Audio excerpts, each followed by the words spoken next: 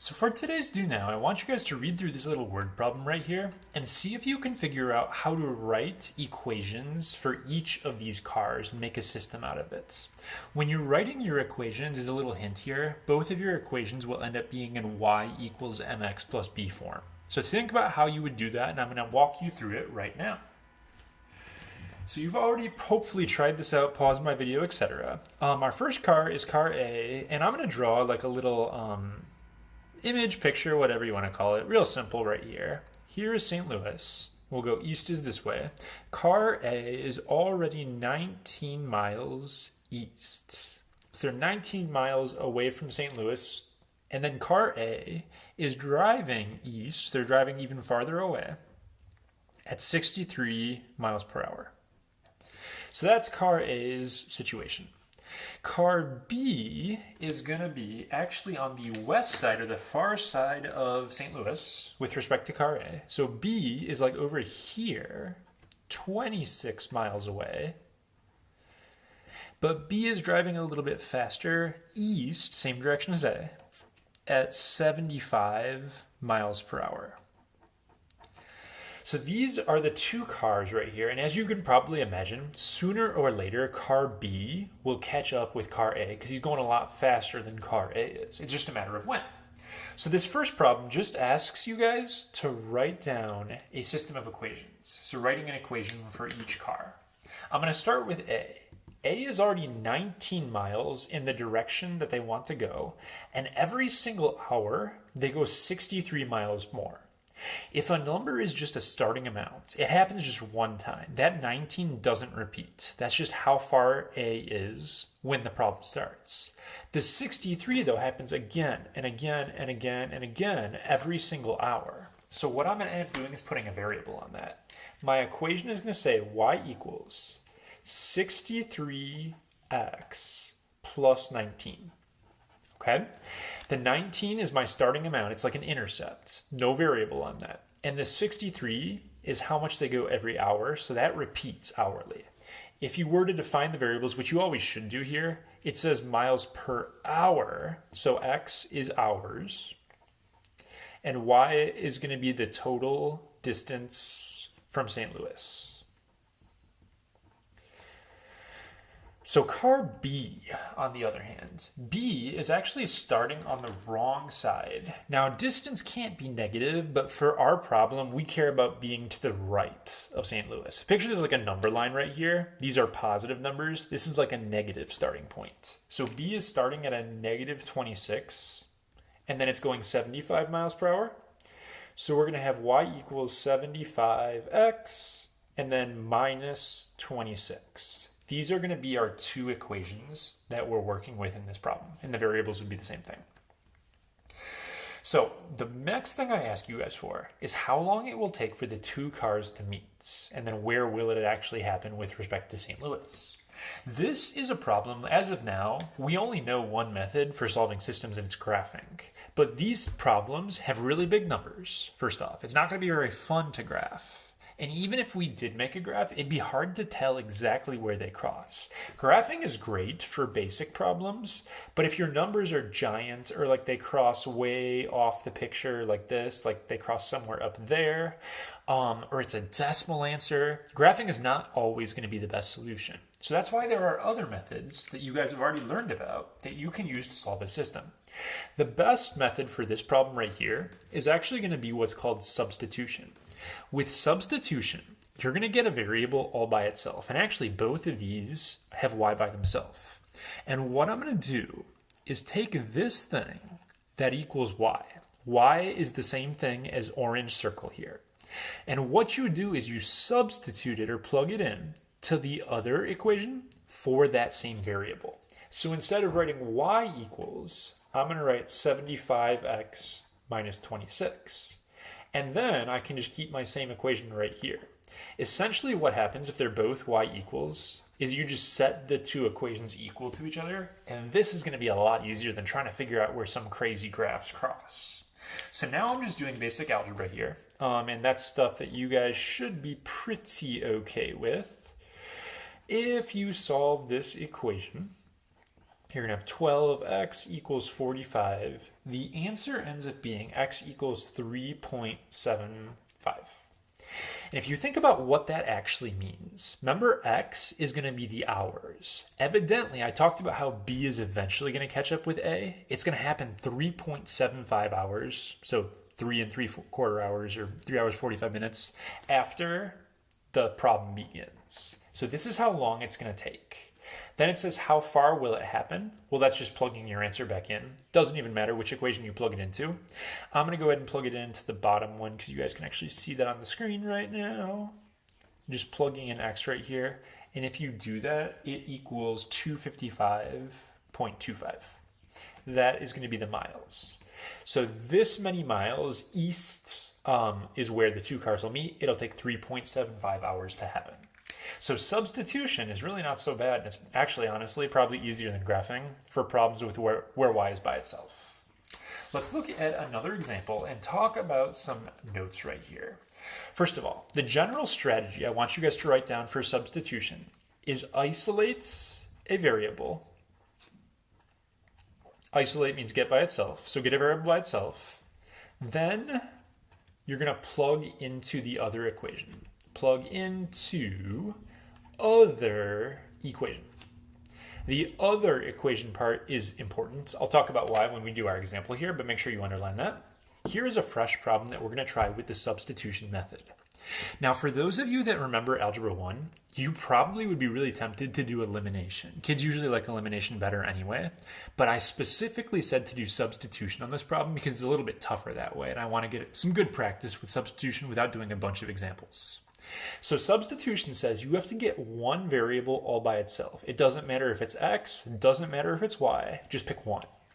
If I were to pick this x or this y, picture like I would eventually have to divide everything by 7. These are going to be nasty looking problems right here. Awful fractions, awful decimals, just gross. Same thing dividing by 3, not so much.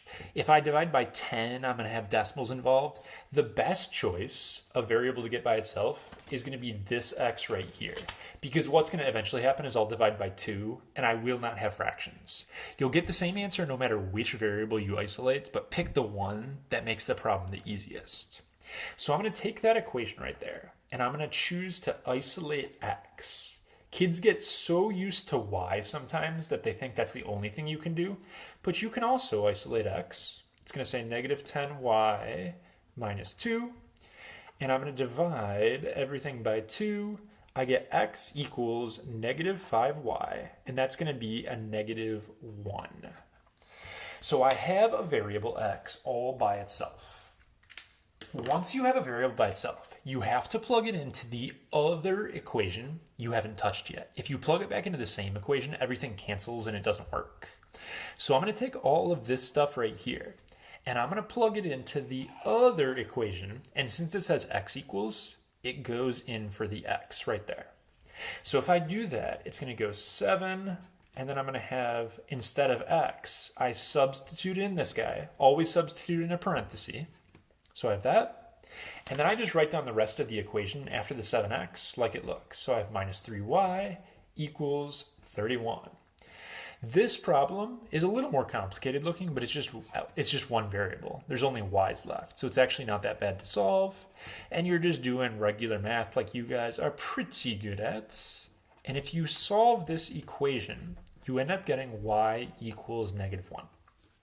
Okay, so you plug into the other equation, make it a one variable problem, solve.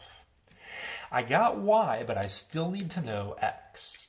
People sometimes get confused. Okay, fine, where do I plug the answer back in? Which equation does it have to go into? It can go anywhere in the problem that you want. It truly doesn't matter where you plug it in, as long as you do your math correctly and you'll get the same answer. The easiest place is usually the thing that I have circled, the substitution you made. Because if I plug it right in there, all I need to do is plug in a negative 1, just like that, and this is easy math to do. I'm going to have positive 5 minus 1, and I'm going to get x equals 4. When you write your solution to a system, try to write it as an ordered pair. My x is 4, and my y is negative 1. I'm going to move on and do elimination now. If you guys want to see more examples, I do have videos that go over lots more with substitution and elimination, but I'm kind of going a little quick through these. So let's talk about elimination, which is usually kids' favorite method. They usually like this one better than substitution or graphing. And the first thing, the general strategy for elimination is going to be to stack your equations. Stack means like put them in order. So stack the equations. Then you are going to distribute, if necessary, and then you're going to add to cancel a variable. That'll make more sense after we actually do our example here. So those are going to be our general steps. First thing about this problem is it's all messed up looking. If you look at like this kind of problem right here, this is exactly what we want our problem to look like when we do elimination. This one's all jumbled up. So what I'm going to do first is move some stuff around. I'm going to start on the bottom equation. This x is on the wrong side, so I have to add it to cancel it and move it over there. And this -4 is on the wrong side, so I have to add that over.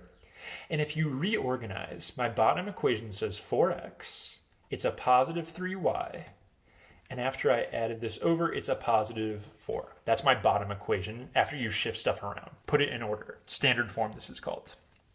The top equation, I could subtract the 10y over and subtract the 50, and that would be fine. But I actually think it would be easier if I just add 6x this way, and then I like flip-flop the problem. It works both ways. So I would get a positive 6x. I'm gonna have a positive 10y, and I would have a positive 50. If you had done it the other way, you would subtract and subtract. All of these would be negatives. It's okay. It'll still work and get you the same answer. So the goal with elimination now is I need to distribute something that cancels out all of my x's or all of my y's. I want my x's or y's to cancel out right here when I add these together. So I either need to think of something that 6 and 4 go into, or something that 3 and 10 go into, and it's up to you which you choose. I'm going to go with 6 and 4, and I'm going to make them into 12s. So that means my top equation, I would need to multiply by a 2, because 2 times 6 is going to get me a 12. So you distribute the 2, and don't forget to do it everywhere in the problem. It's going to go 12x plus 20y equals 100. And on the bottom equation, I'm trying to get a 12x, negative 12x actually, so it'll cancel. So I need to do a -3 here. That way they'll be opposites. So it's going to go negative 12x, negative 9y, and negative 12. After you have it set up, so a variable is going to cancel, you are going to add going straight down. X's cancel. 20 and negative 9 is an 11y. And then 100 and negative 12 is 88. If you solve that, you get y equals 8. And then you plug that answer back in anywhere in the problem that you want. Doesn't even matter which equation you choose, and get x. I like this green equation right here, so that's what I'm going to do. It would go 6x plus 10 times 8, so that's 80 equals 50. And if you solve this, you're going to get x equals -5. So my answer on this one is -5,8. I have one more quick problem, and I know this video is running a little bit long, but it's the only video in today's lesson. For my last example right here, I want to solve this problem. And you could use either method, substitution or elimination. I'm going to go with elimination because people usually like that better. This time, just for fun, I'm going to make the y's cancel. So 10 and 15 both go into 30. That would mean I'm going to do a positive 3 to this equation. That would have a negative 30. And I need this guy to be positive then, so I'm going to do a 2 to this equation. And if you do that, we get negative 18x. It would be negative 30y equals 60. And my second equation is going to go 18x plus 30y equals negative 60. So I distributed, and now I'm going to combine and cancel stuff out. In this problem, actually, x's cancel, y's cancel, and even the numbers on the other side cancel each other out. Everything wiped out. Well, this side has nothing left. It's just 0. This side has nothing left, which is just 0. If both variables cancel, it's one of those two situations from last video. It's either going to be a no solution, or it's going to be infinitely many solutions. If you get something that is true, which is what happened here, you would call this infinitely many solutions. If you would have gotten something like 0 equals 4, well, that is going to be a no solution. Okay, so it's infinitely many because these are the same thing.